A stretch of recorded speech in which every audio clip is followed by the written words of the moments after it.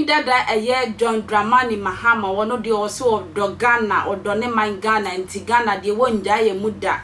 Mampeni wa bedi binenso wo hwe sene a oman no esikoni ade na wantimi anwie na adwuma na wo fees na na kyese wo prayer say wo besan ababiem na wo babiem no hia abasa nyankopon abasa hodo e wo no sonti otu anamoho ekokumase ekosra eye Opambour nation prophet 1 na sada ne de esewani yese ye ka kiro engo srapa de yehwie bi egu eye papa John Dramani Mahama so na when e papa Opambour ko tra ni studio no kasa ese he MPP4 se mutwum muta enum aponyina wo teshinungu akora mo enya dia akonwa mo ba betra so bim na sanka mo de align betra so a eni anka wo no be bibia fa ma ya wini na ma fa align betra so makofa sebe eye gba omia betra so ne de akonwa ne de eye den ye NDC for na afi we de wo mo efa no denden de ankasa when a lawyer Ampaw so eti o se netikokum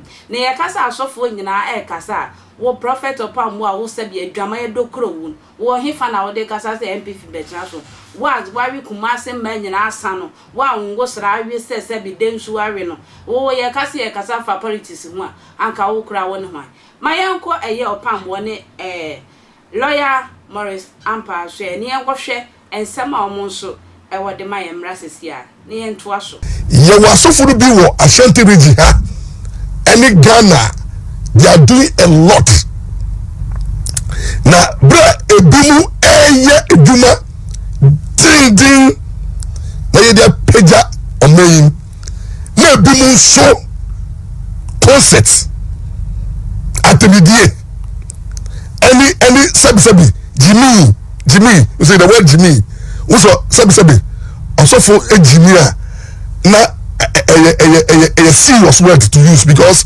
I don't have any other word than to use the word Gyimie and then in kwasaki kane comedia ye wo Ashanti region ha na ye say Ashanti region o ye still you asin ya and then uko internet so now bo asofo a omo comedians na no mudi aba. And then that is research I'm calling here. Because research, let me say, pastors, prophet, any evangelists, any preachers, omuya comedian. So na internet pastors and comedian, pastors and insults, pastors and joke, pastors and funny videos, pastors and stupid talk. That's the description. Oh, ubo osofuria. Now what this I say? Oye comedian, and now oye a joke, and now oye odili insulter. No more deal yaba, no more videos na Ghana for share. Ghana for a share. It's a certain region say. Obi this Opambour, the Opambour. Na mi bon Opambour no me ra huye yete me ra huye ni e Opambour yo bia na me before me ko law school no na ye hwe no me short Opambour wo Metro TV oni obi ni mu na Opambour na sha se klasa obi ni ba na o hwe Opambour ne musra and the no yam at that time na Opambour nyamya sem tumia odi Kenya biasem na Opambour at that time na the healing, the message of hope, any the way or carry the ministry and my nyame asem any asofodi yakono. Those days I'm talking about, those days I'm talking about 30 years ago. Yes, there was that time me about 20 something years. And I saw Opambour too. When you papa.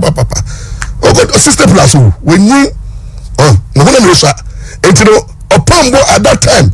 Now do not torino.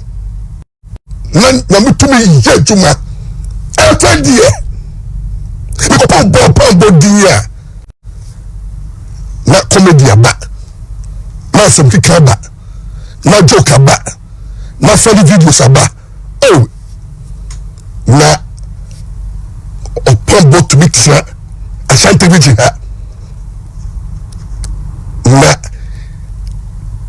some of the film baba ubisa wo say ndo sano wa he say emphasis wo sra sa na dani kasa any comedy here because we so Opambour most that the asa papa we do bia mo nya ni so wenya miss call aya real ho say Opambour almost that say to the say and no be no one any politician Opambour the politician when you nima if we dey make that to mama campaign manager any communication team Opambour nyamesumu and nyamesuma nyameduma di man so onye Opambour onye and we sana ge won so bro mu so na egu ho na ta ho no we dey na to ten if mama campaign manager na Ashanti Tvgh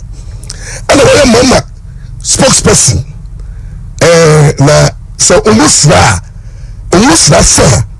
say God of second chance wo ho o dey say you to be born pay Emma you go for first love Opambour first love for God is gone this is a comedian say only the pastor go for the chief only dia ho in say a Gyimie in some to be pronounced a Gyimie in some kika to the state say it did Chamaru to be one person by here I inform one yansa kuma say hifo omo ni die no mo nyam atra samdo so ya ka sam na ye ato ye otufo en aka sam odi de na tia so a Opambour ti ho si ahifo na koji bribe si ahifo no akodi bribe atebidi bribe na enchance atebidi comedy ni bi no na wadani no comedian me da say oje bread twem say the social media quite say if you beat me I'll beat you some hey me da say oje bread twem ye kwentwu na meso macra